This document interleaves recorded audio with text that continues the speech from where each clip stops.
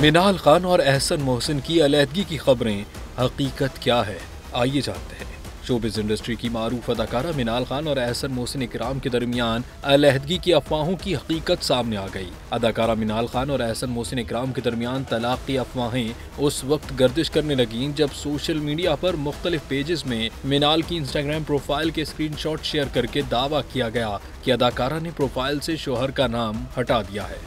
Showbiz pages के मुताबिक अदाकारा की प्रोफाइल में पहले अदाकारा का नाम मिनाल एहसन दर्ज था, जो कि अब मिनाल खान कर दिया गया है, जिसके बाद मद्दाहों में भी तशवीश की लहर दौड़ गई थी। ताहम मुतअद्दिद सारिफीन का ये भी कहना था कि अदाकारा की इंस्टाग्राम प्रोफाइल पर शुरू से ही नाम मिनाल खान दर्ज है।